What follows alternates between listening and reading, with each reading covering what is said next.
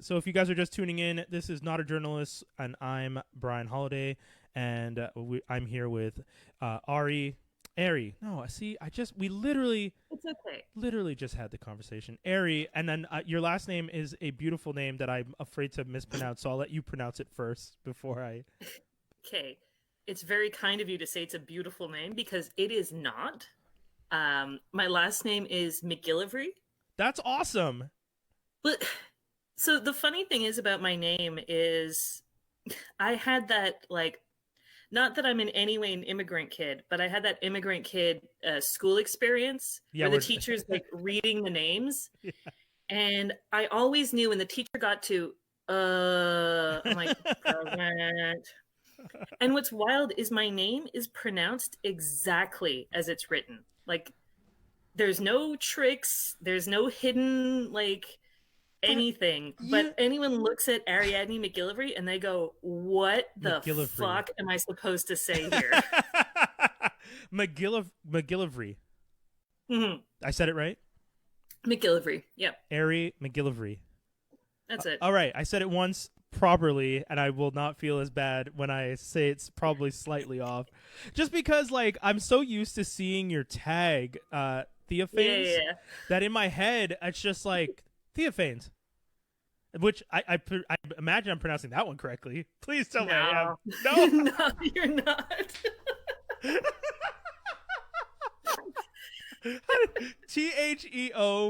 Theophanes? Is that Yep. that?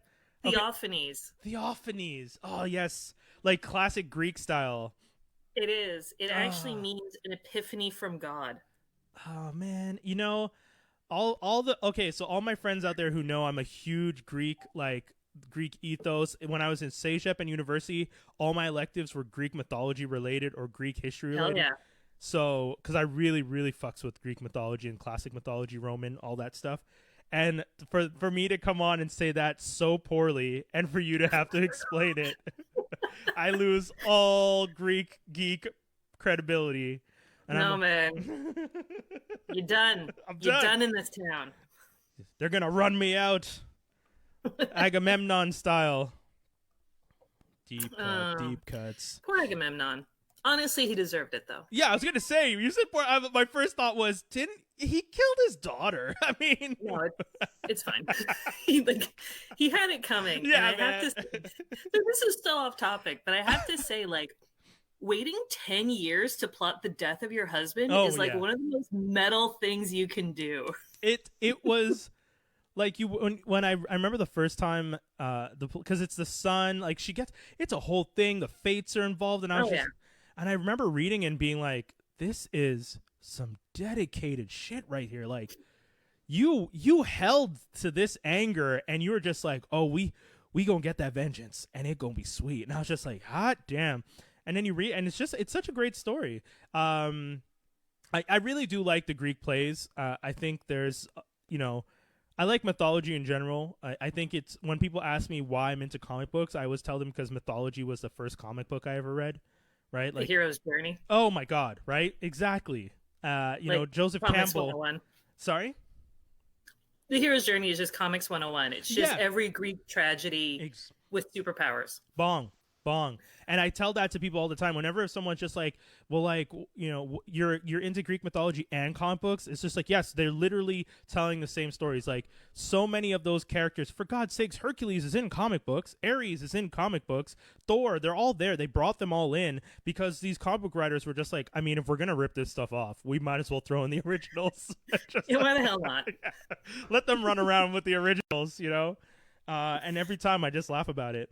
I'm not looking down to be rude. I'm just sharing this so that other people can see it because I want them to be able to enjoy this great conversation.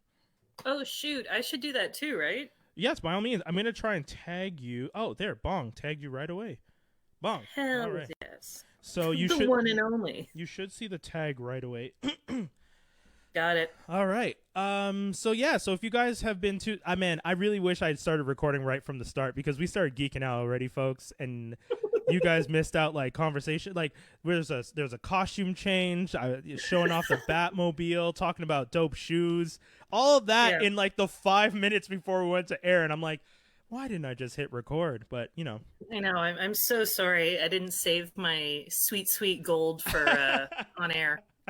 The rest of it now is just us in silence for like 20 minutes.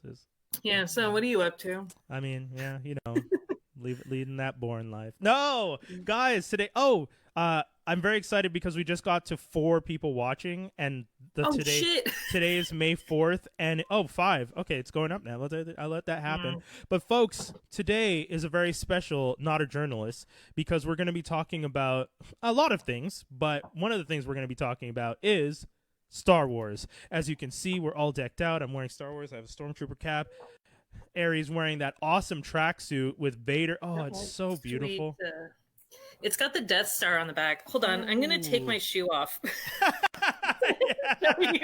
Yes.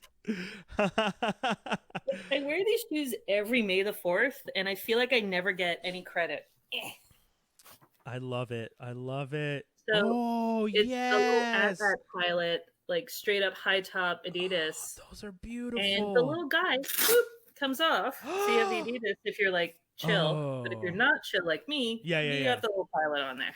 If you want to go full geek, you're just like, nah, y'all, I'm putting the That is so dope. If you guys notice the background, if you guys have watched past episodes, the Batmobile's not there today. Instead, I have an X-wing, and then can I move my head without? And then that's actually, I'll just bring it closer. This is Grievous's ship. For those of you, wow, made from Lego with Grievous inside. I love this. Grievous was a fucking cool character design. Oh my god, he's one of my favorite characters. Okay, so that was one of the things we were going to start off with. Favorite characters. One of my favorite characters is Grievous, and I know that is an unpopular opinion. I don't know why. I think that he's cool as hell. He is. Like, I like the idea that someone who is essentially just supposed to be like a 3rd or 4th tier villain, right? Like, you know when you have villains in comic books and in movies, there's always like the big boss, and then there's kind of like the underbosses. Grievous is essentially just kind of like an underboss who's trying really hard. Like he's like he's an underboss who's doing too much, and the bosses are just like, I mean, let him go. He's doing good work. He's killing them. That's what we need him to do. Let him do his work. And he just enjoys it in a way that is probably when I think of him, funny enough, there's another character in DC that I think of, Victor Zsasz, who has gotten a lot more visibility recently. But Victor Zsasz as a character has always been one of those characters who, he's actually just in the Harley Quinn movie too. He enjoys the violence too much. And that's what I associate. Like, he's an underboss who just enjoys what he does, the murder, the torture. And I guess it's a little weird now that I'm saying it out loud that that's one of my favorite characters. So let me explain. I don't like the characters because they're violent. I like the characters because they're not meant to be big characters. But anyone who gets them or plays them always does a good job of doing a little extra with them and makes them entertaining. That's what it is. There we go. I'm not a psychopath, people. That's essentially dark road there. Went down a dark road. Who's yours? Who is your favorite? So it's so interesting because Star Wars has been a constant in my life through various different phases. Okay. So as a kid, I'm watching the VHS trilogy. Oh yeah. And I want to say I wasn't a basic bitch who thought that Boba Fett was very cool, but I'd be lying. Boba Fett, that character design was so slick. That's fair, yeah. And as an adult, I can say that wasn't a character. Yeah, exactly. It was a mannequin who looked cool. Yeah. We need to sell more toys. Yeah. I think Han Solo. Yeah. Yeah. Han Solo has always been my fave because I like that he was playing by his own rules. Yeah. I like the idea that we have a hero who's not a hero, right? That's the whole thing. He doesn't want to be a hero. He doesn't want to be thrust into the limelight of it all.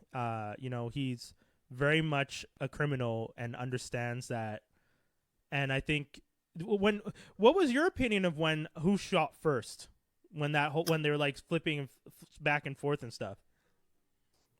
it's interesting because I think that when I originally saw that scene, it had already been edited. Oh, interesting. Okay. So the first time I saw it, Greedo shot first. Oh, But okay. even as a kid, I'm like, that's bad editing. It doesn't look good. And honestly, it makes perfect sense for Han to shoot first because that's the first thing we see of him, right? Yeah.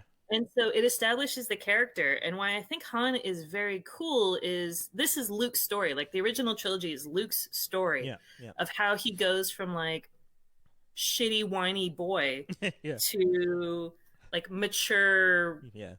also whiny Yeah, I was man. gonna say thank you. I really wanted to say mature, shitty, whiny man instead of Yes. shitty, whiny boy. Oh man, which leads into a very controversial opinion that I have about the new trilogies, but we can get to that later. Okay. Oh, good. Okay, Um, because I do want to have that discussion. oh yeah, we're gonna go prequels. We're gonna go Oh, new good. trilogy. Yes. We're Okay. gonna go Cool. Cool. the whole way. Um, but Han's character was, I'm a bad dude, Hmm. but obviously you know that he has a heart of gold because of who he's traveling with, Chewie. Yeah. Who, like, I Yeah. know that they retconned this, but when I was watching it, the story was Han was an Imperial trooper, um, found Chewie, who was like locked up as a prisoner, and saved his life. And so Chewie owed him a life debt. Yeah. And the two just became bros and traveled forever. And I'm like, you know, that's a good dude. Yeah. You know Yeah. that Yeah. he saw injustice in the world and was like, oh, fuck this. Yeah. Yeah. Yeah. Yeah. But it wasn't the Princess Leia, oh fuck this, of I'm gonna join the resistance and I'm gonna like change the world. It was, oh fuck this. Yeah. I'm Yeah. gonna go do fucking cool shit and bang ladies and fly around the galaxy. Yeah.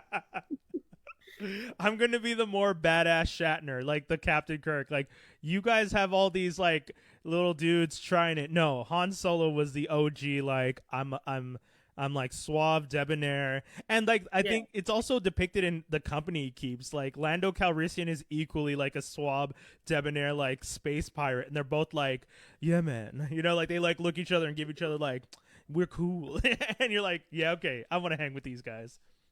No, they're definitely cool. Yeah, actually, it's true. I do need to rewatch Solo because I don't remember how they change where those guys meet because he's not. He meets him in the movie, and He meets him in the movie, but the difference is Han Solo is already like a mercenary. yeah, that's it, right? Okay, that's what I thought. I was like, So yeah, the only difference is that in the new, yeah, oh geez, what do you call it? In like the rebooted Star Wars universe, yeah, yeah. Han Unfortunately, Solo was never an Imperial pilot. yeah. I feel like, were you a big fan when you heard that Disney had bought out Lucasfilm, and that they were potentially going to be changing or redoing things? No, No, yeah, yeah. I mean, I think for me, one of the reasons I was concerned is because they tried to do their version of Star Wars, the John Carpenter, John whatever that, the one oh where. my god, yeah, yeah, of Mars. Yeah, like, and that was because I read about that, and that was their attempt at a Star Wars. They were trying to do their own Star Wars thing, and it was very bad. I mean, I've rewatched that movie because someone said give it another chance, and it's someone that I trust, and I rewatched it, Yeah. and I stopped trusting that person. Yeah, I saw it in theaters and I was like, Oh, okay. okay, Yeah, yeah, sure. good. Yeah, sure. Good attempt. I mean, I see what you're trying to do there. That's why it was funny when Lucasfilms got bought. I was just like, oh, so they tried it. They realized they were really bad, so they just bought the real one. It's tough because I don't like that they got rid of the expanded universe, Agreed. but as a writer and a narrative designer, they had to. Like, Oh, interesting. I That's true. understand that Okay. it had to happen. Okay. Well, okay. Could you explain a little bit of why? So, the difficulty with the Star Wars universe is that it's massive. Mm. And so you could tell any number of stories, but the stories people told all involved the main characters. Yeah. Okay. And like George Lucas gets a lot of hate, but one of the coolest things he ever did was like, I made a world, play in it. It's Yeah. fine. If you want to, That's true. it's canon, you know? Mara Jade, canon, let's go. That is pretty Make cool. it happen. But when they had to make 789, you can't. Okay. Because the fans have already decided what happens after Return of the Jedi, right? Yeah. Like, it's done. So you had to wipe the slate clean. Otherwise, you can't tell a story in that world because everyone already knows what happens. Okay. You know, Luke marries Mara Jade. They have kids. Yeah. You know, Ben and Leia, Han Solo and Leia have Ben and a bunch of others. Yeah. And you're like, the canon goes on forever. Yeah. And It like so, so funny enough, the first time I ever dabbled in audiobooks was I accidentally didn't I thought I was buying audiobooks and accidentally bought Star Wars audio plays with all the sound effects and everything, and it's specifically the stories of like Luke and Mara Jade, and then Han and Leia's kids are on an adventure. There's these two other twins who are trying to like kidnap or go after the Solos. The three kids get separated and are in a cave. You find out that one of the kids is a technopath. Like they like touch a wall in the cavern and they can feel the technology in it, and they figure out there's a secret passageway. And I'm like working out in the gym to this like lightsaber sound effects, like, no, Han, you can't go that way. And I'm like, all right, elliptical, we doing it today. Like, it was such a weird, like, here I was thinking I was just going to listen. I don't know why I wanted to work out to audiobooks. Like, when I think about it, I'm happy there was sound effects, because an audiobook would have been really weird to work out to. But it was such a bizarre thing to like experience. And I was like, oh, these are so cool. So I did want some of that stuff to show up in the new movies, but I was also, I mean, I'm not as diehard a Star Wars fan as most. I do very much appreciate Star Wars.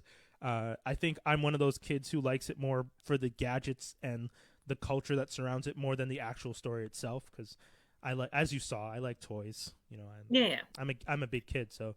well, and it's funny you say that, because I think that that's why Star Wars became so kind of ingrained in everyone's minds, and why you can't make another Star Wars. And it's because everything that Lucas like approved, and all the designs that all the prop makers made and the costume designers, they made something so iconic, that like no one had to change what an X-wing looked like. You know, like it's been since the 70s, and there's been no design upgrades. There's like, Mandalorian comes out, no one has changed the Boba Fett outfit. True. Like, and that's why Star Wars works, because for better or worse, he nailed the design. Yeah. The characters, they can be swapped out. But the world he created, like, it's so epic. No, it's perfect. Yeah, it really is. It's such a fun, man, that's, nail on the head. So true. Like, it's definitely one of those things of, like, you can tell that when it was created with such a passion, and the fans were so passionate about it. And then all the kids who grew up watching it and then got to work in it and then help add to it. Like, you know, I don't know, like JJ's first foray into it with Force Awakens, you could tell he was a kid who grew up watching Star Wars and essentially wanted to just retell the exact same story. As he's just like, all right, how can I? A giant round planet is a giant weapon that shoots a laser that can destroy other planets? Yeah. I love that it's like, oh, okay, shit. How do I one up a death move? Yeah. Death planet. Yeah. Done. Signed, sealed, delivered. Disney, you're signing off on this? We don't know anything about Star Wars. Sure. They're like, that's. Disney's like, can I make it a toy? Yes. It's so true. That's all they care about. It's so, oh my God, so factual. I mean, yeah, I remember being in the theater I have specific seats when I go to the theater here in Montreal. Like, in the IMAX, if I can't get those seats for a movie, I actually will go to a different screening. Like, I'll just keep trying to get those seats, because I love those specific seats to watch movies. And I remember sitting down in my seat and being like, all right, let's go. And then watching the movie, and then halfway through being like, I've seen this movie already. It's called Star Wars. Why did you remake it? I think I know how it ends. I think that maybe they're going to find a tiny weakness in this giant design. And by like blowing it up, they're gonna like blow up the whole thing and save everybody. It was. Were you disappointed when that happened? Because I was a little disappointed. Honestly, the new trilogy feels like it was made by committee, and as a result, okay. Just to preface this, I'm a big Star Wars fan. Yeah. I've always been a big Star Wars fan, to the point where I was hired as a Star Wars like expert for a museum exhibit. Ooh. And I wish I'd announced that. I'm gonna add that when I post the episode on IG. That's dope. Yeah, Star Wars ID, which launched in Montreal at the Science Center and is now going around the world. I was the Star Wars consultant. I had access to the Star Wars archives, which is the wildest thing in the world. Dude. That is so But epic. I love them. But it says so much. I haven't seen the 9th movie. I didn't see it in theaters. It's on Disney Plus today. Yeah. I haven't seen it. Oh no. And I don't even remember what it's called. Oh my God. We did our podcast last week and we all forgot what it was called and fumbled around like 5-year-olds being like, Jedi Force Awaken Dark something Rise. Yes, Rise of Skywalker. And it took us legit 5 minutes to remember. And we were 4 geeks and we were all like, man, that's really bad that we can't remember the title. But I as someone who's seen it, I missed my Christmas party for work, the first half of it, because I bought my tickets so long before they announced a Christmas party for that same night that I was like, guys, of course. Yeah, right. So I'm like, I'm going to the movie. There's many years I have missed a Christmas party because of a Star Wars opening. Right? It's of what course. you do when you're dedicated. Of course. So I go and then I get to the party and everyone, the first question is just like, was it worth missing the beginning of the party? Because now everyone's like drunk. So they're all like, come and get. So they're like teasing me because they're just like, you're gonna have to play catch up. Half of them know I don't really drink anyways, but so I walk in and they're just like, was it worth it? And it was this weird thing of like, I don't want to tell them, I don't want to give them the satisfaction of being like, it wasn't, because then I'm gonna be like, I feel like a bigger idiot. Like I missed the beginning of the party, some of the free food. Also, I could go see this movie that I didn't even enjoy to that much. So that kind of sucked. I mean. Would I recommend seeing it? Only for the sake that you could say I've seen everything that's been out. Like I'm gonna see it. Yeah, I will see it. But I remember every other Star Wars movie, starting with Phantom Menace, I saw like on opening day. Yeah, I even managed to catch Return of the Jedi when they were like there was a period of time when I was a kid when they were re-airing them in theaters. Yeah. And so I saw that. That's so cool. But like even Rogue One, Solo, I saw them opening night. And it's just it's such a shame that after the 8th one, which also I can't remember the name of. Last Jedi? Yeah, Last Jedi. Yes. Last Jedi. Yeah. After Last Jedi, I was like, okay, you know what? That was a really disjointed movie that had a B plot that didn't need to exist. But honestly, I like the characters. Yeah, okay. I find them very likable. Yeah. And I like the hint that Rian put in at the end of the movie with the kid using the Force. Yes, yes. And you're like, oh shit, like this is it. Yes. Rey is a nobody. I love that Rey is a nobody. Yeah. Because you don't have to be a Skywalker to be a Jedi. That was the whole point. I know. Like that was the whole point. Yes, finally. And so when they announced the Last of the Return of the Skywalker, Rise of Skywalker, Rise of the Skywalker, something like that. When they announced that, I was like, "This looks dope." And then I kept seeing more stuff, and I'm like, "Oh no, does it look dope?" And then my best friend Kim was reading she was like, I'm not going to see it. So she read the spoilers and Yeah. she was like, Harry, are you going to see this movie? And I'm like, it depends. Who are Ray's parents? Uh-oh. And will I be upset? And Yeah. Kim was like, you are going to be so upset. I'm like, I'm Yeah. not seeing that fucking movie. Yeah. I'm Yeah. not getting like $20. Yo, I was so mad when they revealed who the parents were. I was like, so I'm watching it, and I'm like, and they start they start hinting, and I'm like, oh my god, is this no, no, no, no, no, no, no, no, no, no. Maybe they're just misleading. Maybe they're just misleading. You know, I was really excited. I was just like, Star Wars doesn't usually do the whole misdirection thing. They're pretty straightforward with stuff. So I was like, okay, well, except for like, no, they're straightforward. Like, isn't Vader another word for father in a different language or something? In Dutch, yeah. Exactly. So like, they're usually very straightforward. So I'm watching this and I'm like, oh man, misleading. Okay, last Skywalker movie. Okay, they're playing with us. Then you get to it, and I remember looking to my partner and her seeing my face and me just like shaking my head, and she could tell that I'd like my heart broke in that moment, and she was just like, and she like looked at me like, it's not that bad, and in my head I was like, it is that bad. Like like I was so annoyed. And I think that the worst thing, and I'm also a big professional wrestling fan, and this is also what breaks my heart in professional wrestling, is people start to theorize, like, oh, what's going to happen? What would be a perfect booking? Like, oh, wouldn't it be cool if this happened?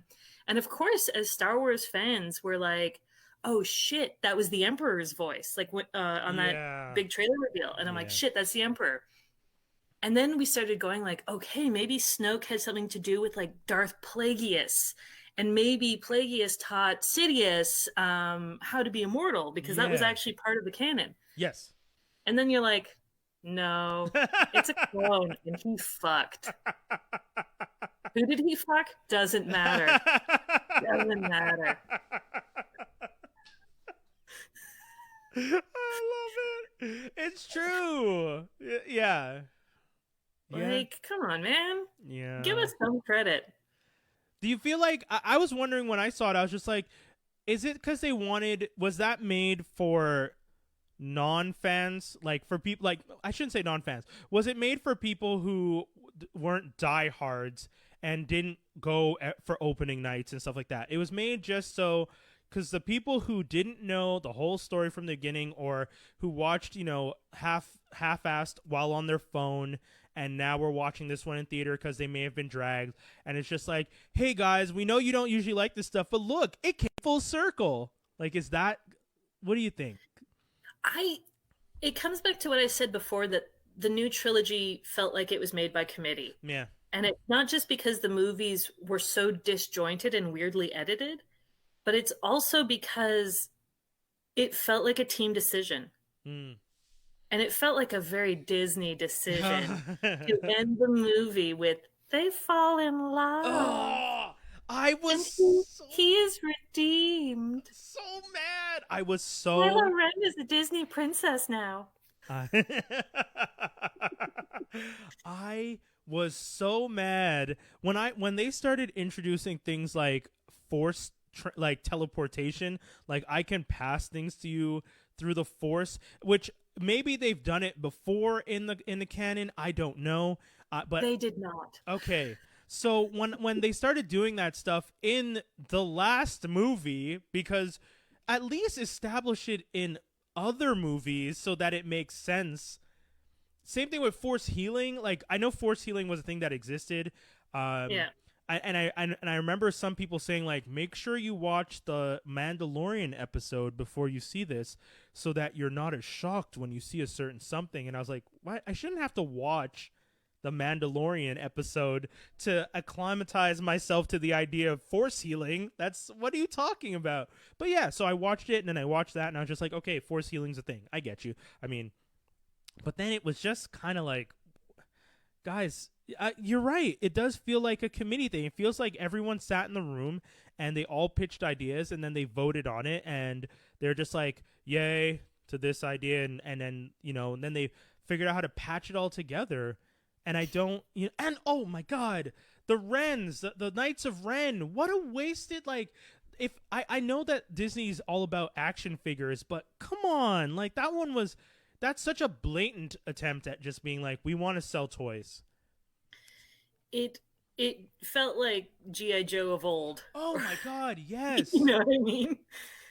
God.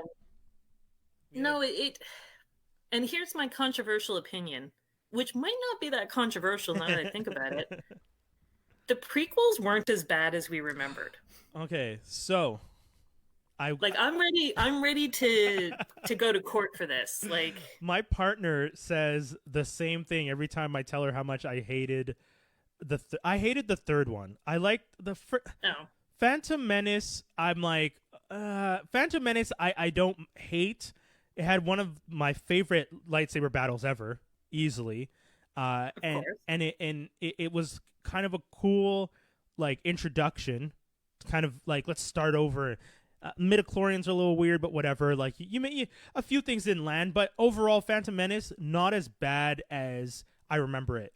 Attack of Clones I liked, because I liked the battles, a lot of the battling. That was great. The third one was the one that I was just like, I can't. And I also generally don't like Jar Jar. Like, I know my best friend, bless his soul, loves to bug me about Jar Jar. He thinks Jar Jar is one of the greatest things. And sometimes I don't know if he's saying that just to razz me or if he genuinely thinks so, but Jar Jar generally bugs me as a character. No, I'm not gonna defend. I'm not gonna defend all the decisions made in the prequels, because there were some bad decisions. Yeah. But I will say it brought more interesting story to the world than the new trilogy, which brought nothing. It added nothing to the world. And I know that, like, the original trilogy is always going to be the best. Yes. Because it was just the perfect storm of George Lucas's wife being the best editor in the world, turns out. Yeah. Practical effects that would last the test of time. Yes. Like, you watch those movies and they're still good. You watch Phantom Menace and you're like, is this an early 2000s video game? Like, what's happening? Oh my God, yeah. Like, we watched what's the third, Return of the Sith? Revenge of the Sith? Is the third? Revenge of the Sith. Yeah, Revenge of the Sith. If you watch that on a 4K TV, it's painful. Like, yeah, you can see the lines where the green screen and the soundstage like connect. Like, you can see it, and it's Sorry to interrupt, but it's just yeah. No, it's very interesting, and the prequels are the story of Anakin, which, I mean, it's neat to know how Darth Vader became Darth Vader. Yes. And what I will say is, if I could recast the entire cast of those three movies, I would. And I think we would have a better movie. You didn't like McGregor? McGregor's fine, but he was too young. Yeah, okay. Like, you sent me the article just today about they're going to make an Obi-Wan movie between Revenge of the Sith and A New Hope. Yeah. Like, what he was up to. And the difficulty is, that was less than 20 years apart, and he went from Ewan McGregor to Sir Alec Guinness. Like, he's seen some shit on that planet, man. Like, he went to Tatooine and just got old. Dude, are you okay? You do not look okay. No, it's just been a couple rough years in this desert. Yeah, but man, like, what happened? It's the stress, I tell you. Jesus, old Ben. What's going on? Damn, that's true. I didn't even... The one I wouldn't recast, actually, would be Liam Neeson as Qui-Gon. Yes, I was just going to say, Qui-Gon's epic.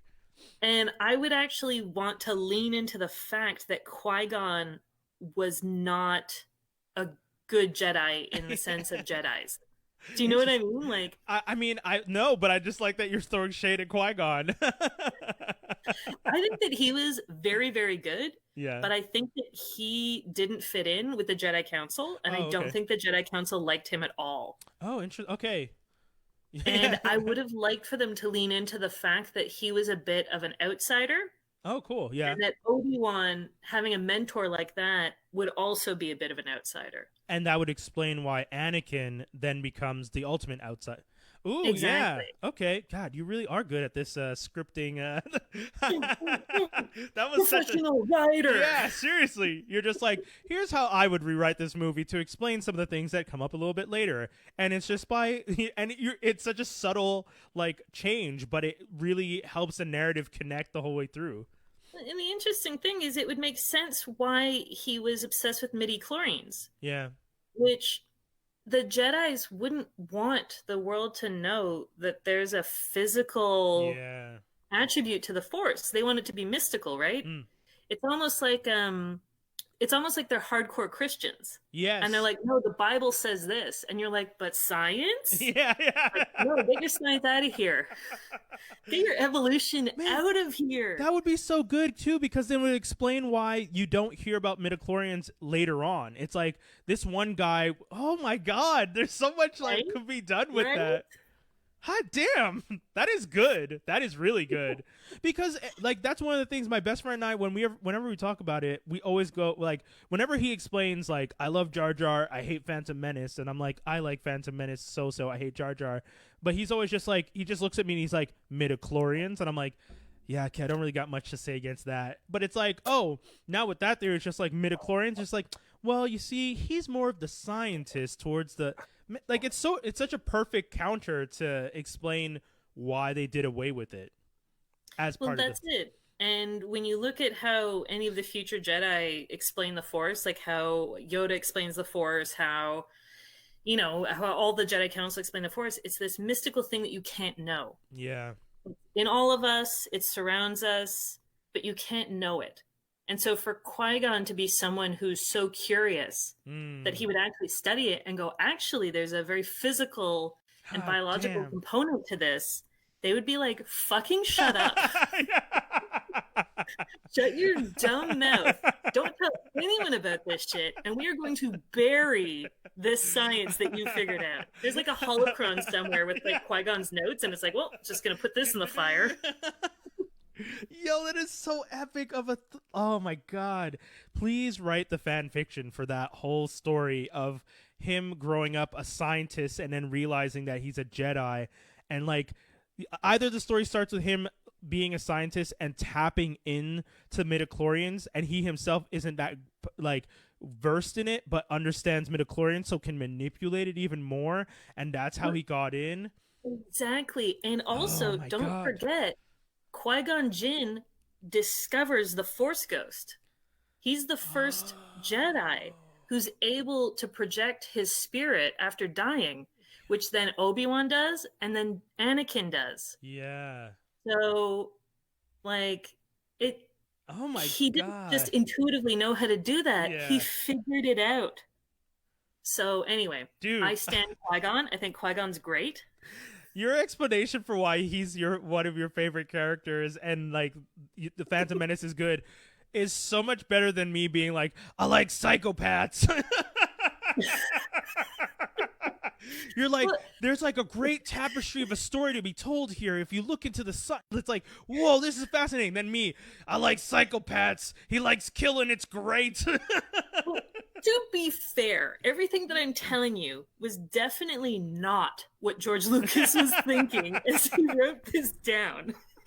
Right? Like, I am definitely like retconning a story that didn't exist. I love it though, because you're just like, listen, George, you're great. You did a good job the first time, but you need a little help, buddy. Let me tag me in. Well, that's it. And I know that a lot of people like to get mad at Phantom Menace because a lot of it is just like boring senatorial like stuff. Yeah. And what's wild is one of the lines that Padme says is now so prescient, and she's like, so this is how democracy dies. I love that scene with a and the thing is, she's right. Yeah. That entire thing, like Chancellor Palpatine being this charismatic leader and being able to sway this. Yeah. And then you see the U.S. elections and you're like, holy shit, this is how democracy dies. To fanfare and cheers. Oh, yeah. That is such a great line, and it's such a great scene. Like, it's really is. Yeah, it's like heartbreaking, but you're just like, man, this is legit. Like, things are falling apart, and it is definitely close to home when you start seeing the States, and you're just like, guys, Yikes. yeah, I don't know what's going on across that border, boys, but it is not looking good. Yeah. Great. My God. So, I could go on. Oh my, like, yes. Like, I assume we have a time limit. I usually try and keep these under an hour. We're at 40 minutes, so we'll go a little bit longer. But what are your thoughts on some of the? Have you had a chance to watch some of the cartoons, the Rebels and Clone Wars, and the cartoons are so good. Okay, cool, yeah. Every Clone Wars, Rebels, perfect. Mandalorian, perfect. Oh God, yes.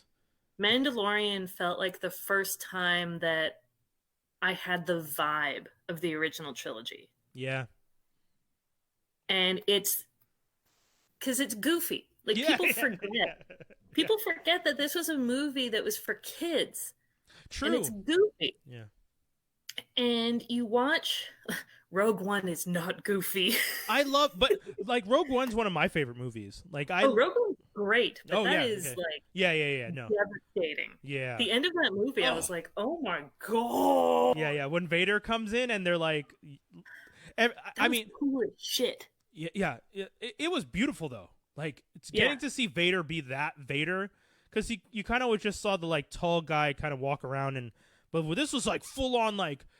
I get no. You know what? I'm gonna pull back because again, I sound like the guy who likes the psychopaths a little too much when I get this excited. You can like what you like. It's fine. I'm not here to judge. It's May the 4th. All this to say, that was some excellent action. There we go. That's all I'll say. I'll keep it simple. Man, but like Mandalorian, especially the episodes directed by Taika Waititi, are. Yeah. Fun. It's fun. And I watched them with my girlfriend who's never seen a Star Wars. Oh, wow. Okay. And they were like, oh, this is great. Like, it's a good story. What's it like for her when she watches that, but there's not the baggage of an entire universe with it? I can tell you it's much more fun. Yeah, I can imagine. It's like watching the Marvel movies, having been a comic book fan my entire life. And you're like, either I know where this is going, or I know how this has diverged from the comics, and I'm now upset. Yes. So it's tough watching something like The Mandalorian or a piece of media that's in a universe that I know so well. Mm-hmm. Because either I know where this is going, or they're hinting at something, and I'm like, oh, I see what's about to happen. Yeah. Or you're like, I would like something to happen, but it's not going to, and now I'm sad. Yeah. Whereas for them, they're able to just like watch it and go like, wee! Yeah.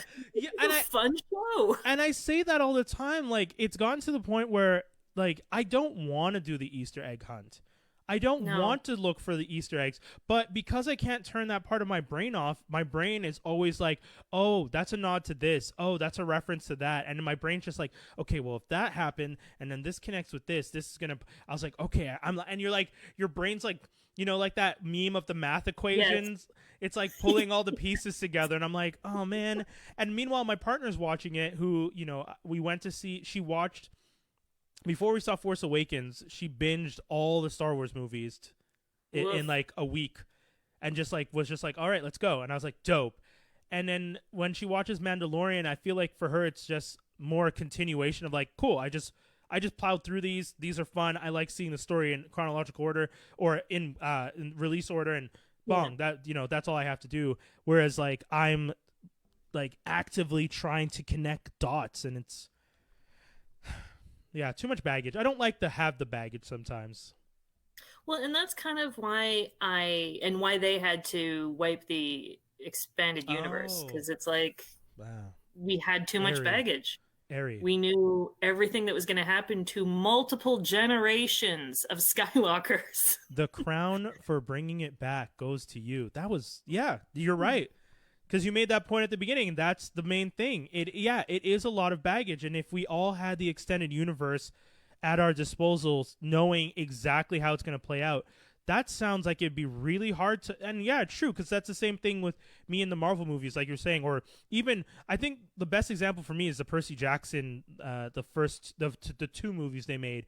Because like I mentioned before, love Greek mythology. So when I heard that they were making a movie about demigods, I was like, yes, must read. And I burned through those books in like 2 weeks. I read the entire series before the movie came out.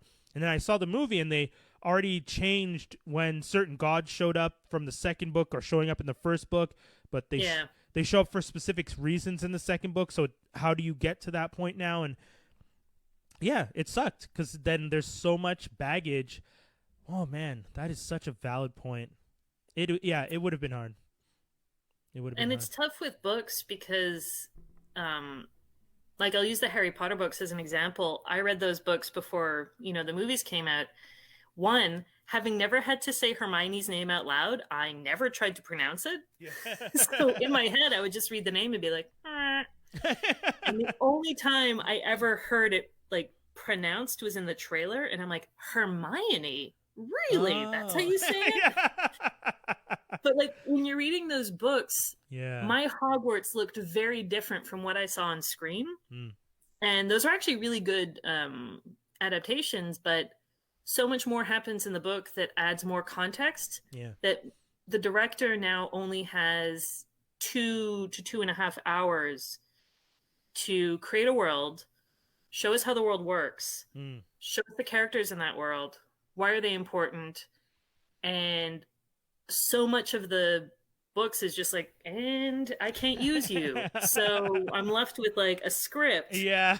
And I'm just gonna follow along with me, everyone. It's a magical world. It's fine. Don't ask questions. Don't overthink it. Yeah. Yeah, I don't think too hard about this. Yeah, I feel like I definitely hats off to script writers who are trying to adapt books, because it must be almost impossible sometimes on figuring out what you want to keep, what you want to, like, how far down the road will this part come into play that you're like, well, I need to keep this in. It seems unimportant now, but it's going to pay off in like 4 books from now. So in the TV show at the end of season 1, because they burn through stuff so fast sometimes, but so it's... Well, that's it. And the interesting thing to me about the Marvel movies is that it's made for a mass audience who, most of which haven't read the comics. Oh, yeah. Right? Yeah. Like when Iron Man came out, I've never read an Iron Man comic. And that's I'm fair. not going to lie to you. But I know who Iron Man is. Yeah. So they had to make a movie for people who didn't. But then when you get to the big Avengers movies, they're pulling plot lines from different comics. Yes. Like even Age of Ultron and Infinity Gauntlet, it's like, yes, they're not exactly what happened. They're really just pulling storylines from various different comic runs and going like, here, it kind of fits. This makes some sense. Please follow along. Thor Ragnarok is easily one of the best examples, because it's literally Planet Hulk. Yes. With Thor, and you're like, wait, what? Like, and I remember, because Planet Hulk and World War Hulk was one of my I went and got my stuff signed by Greg Pak. Yeah. I was like so excited. David Finch autographed one of the covers. Like, I was like really into that story, and then to see them do like Planet Hulk but name it Thor Ragnarok, I was like, what the hell? Like, why do you, who, what, where, huh? Because like, yeah, and like, again, by committee and by executives, they sat down and someone said, my favorite comic book run is Planet Hulk. Yeah, it's my brother's favorite, it's your favorite. A lot of people who are in the know, it's going to be their favorite. Oh god, yeah. So they go, okay, can Hulk carry a movie after 2 failed movies? Yeah, that's the answer's fair. No. So who are we going to pair Hulk with? And the obvious choice is Thor. Yeah. Like Chris Hemsworth is going to put butts in the movie theater, And like it worked. I have to admit. It did. Yeah, It's a gorgeous movie. Yeah, and it was great because they needed something to almost reboot the Thor franchise, because The first and the second are so dark compared to what the third one is. But Taika just, again, such a great director, and you can tell that Disney and Lucasfilms loves working with him because they keep bringing him back for stuff. But he's fun, and his stories are action packed but light and entertaining. Well, that's it, and I think that he also understood that Chris Hemsworth is a comedic actor. He's not a dramatic actor. Yeah. Like, he's a very, very funny guy. Yeah. And his Thor works so well in Ragnarok because it's like, be funny. Yeah. Do the funny thing, you know?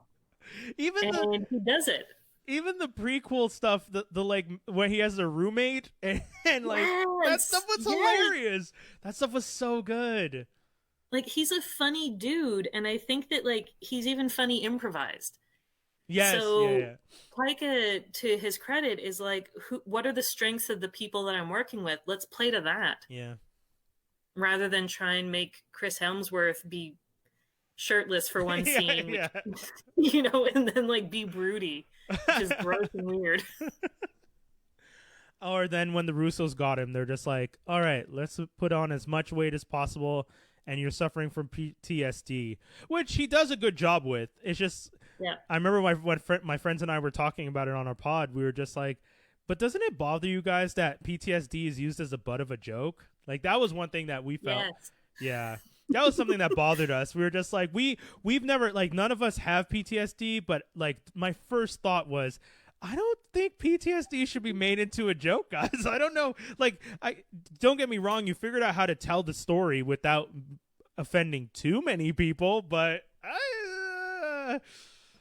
no, and it same. Like, very much same when Thor is now the butt of the joke because he's fat and he's dealing with mental trauma. Yeah. And you're like, that's not the butt of the joke, my guy. Okay. Yes. Thank you. Okay. I'm just happy to know that I wasn't the only one. Because I was really like my buddy Dave, who does a show with us, me, some of the other guys were just like, we don't really love it, but I don't think we're taking it as seriously. But like Dave was really upset about it. He was just like, he was upset because he felt like they just kind of undermined everything that Thor stood for.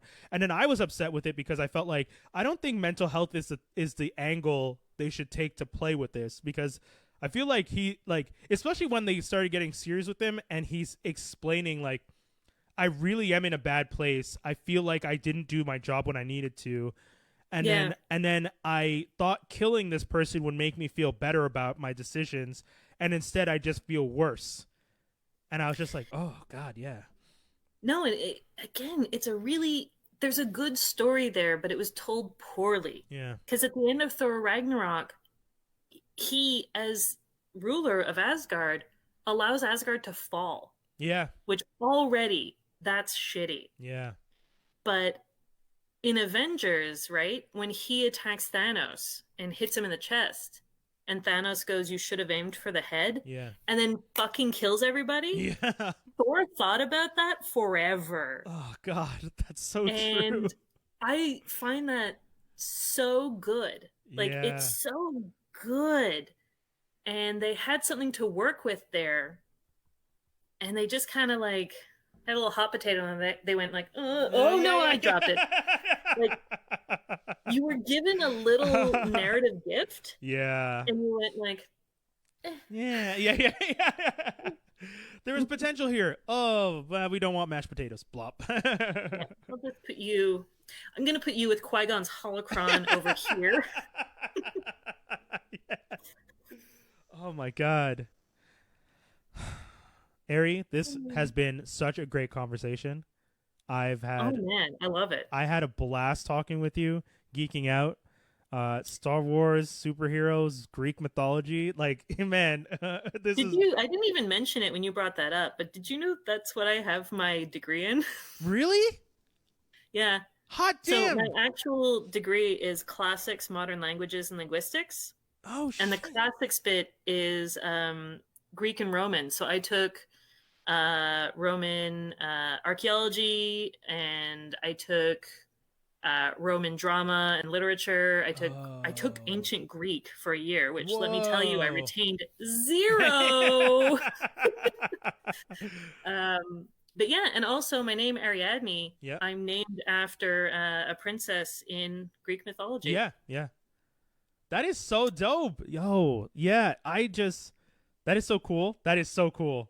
I I want to get you to autograph my Greek mythology encyclopedia. I don't know. I feel like it. Yeah. Open it to Ariadne and I'll sign. Yeah. Well, I have the Dictionary of Mythology, the Encyclopedia of Classic Mythology, and the Family Tree of the Greek Gods. That one is great. Cool. The Family Tree one, it folds out to the length of like a full room. Like it's so long, and I love unfolding it and sometimes just sitting there like looking at it. And it's double sided, so like the gods are on one side, and then it flips to like the mortal side of how they're connected, and it's such a fun like. And then sometimes when I'm like reading plays, I'll like look at the family tree and be like, oh, that's who. Okay, I get the ancestry there. Oh my god, that's so much fun. It's almost like an expanded universe of comic book characters. Oh my god, facts, folks, facts. If you want to get, if you're in quarantine and you're looking for another multiverse to read, if you want to read every story you've ever read before, but the original, read Myths. Oh man, every hero's journey, every single one of them. Oh, I think my favorite is when Gilgamesh showed up in Hercules comic at one point, and I was like, wow, you guys are really going back. Like, most people don't know who the fuck Gilgamesh is. Like, I know because I had to read his story for my Norton Anthology Volume 7. We had to read the first hero's story. And I'm like, they're just tossing this guy into the comic books. I was like, what the hell? Like, who? Anyways, it was so great, but yeah. Yo, genuinely, this was a genuinely fun conversation. I really, really appreciate talking with you. You gotta invite me back because I'm just having these Qui Gon talks with my cat who's asleep next to me on the couch, and she does not give a shit. 100%. I'm definitely gonna have you back. 100%. This was amazing. You were like the perfect guest for the May 4th episode. Like this worked. Yeah, this was so great, man. Doing the Star Wars, okay, there's so many things. I just wanted to talk with you because I knew we bumped into each other on the street that time, and we were both just sporting Star Wars, and I was just like, word, and you're like, yeah, word. And I was just like, yeah, let's do this. And then I was like, let's geek out together. And then you're like, yeah, I actually also helped curate a Star Wars. It's like, oh shit, okay. Yeah, I do not get to claim that, but that's dope. Okay. It is very funny that this did start with you running into me on the street. Oh, 100. I just saw you outside Von Dome, and I was just like, dope. I mean, I already wanted to talk with you, but it just worked out that it was, as soon as I started thinking, like, who should I reach out to for Star Wars Day? And you were the first person that came to mind, so. Hells yes. Yeah, pretty dope, pretty awesome. Do you want to tell people your socials? I'm going to put it under when I post the episode to IG and YouTube. Yes. Okay, so you can follow me on Twitter at MacGillivray514. So it's my last name and Montreal's area code. Bong bong. On Instagram, I'm at Theophanies. And let me tell you, the greatest social media mistake I ever made was making 2 different handles for my social. Yeah. So not going to fuck that one up again, but I have to live with my mistake. Can you change it though? Because I changed my Twitter one to match at one point because I was just like, you know what? I give up. I'm going to do it. I changed it, but I've been on Twitter since like 2009 or something. Yeah. So it's too late. Yeah, that's fair. Yeah, that people know you as that. That's fair. That's it. Yeah. Yeah, I just went in at one point and I was just like, Brian Holidae, everything. And I just changed everything. Like one day just changed everything. So I was like, yeah, this feels, but it's true. I do miss my old name sometimes because I had been on Twitter for a good couple of years, and like LeVar Burton tweeted at me once at that name. Prince tweeted at me and my friend with that name. Yeah. So it's like when I look back, I'm like, oh, that name doesn't even exist now, but they're so cool. But yeah. Okay, I'm super excited to share this episode. Folks, if you're watching, thank you so much for tuning in. This was a great one. I had so much fun. Once again, Ari, thank you so much for being on the show. That's it, guys. That's Woo! Not a Journalist. We'll be back with another episode tomorrow. I'm going to be talking with a chef, Marissa, so you guys can tune in. And Ari, you'll be back soon. We'll figure that out for sure. Yes, I will. Awesome. I will. All right. Take care, everybody. Bye, guys. Bye.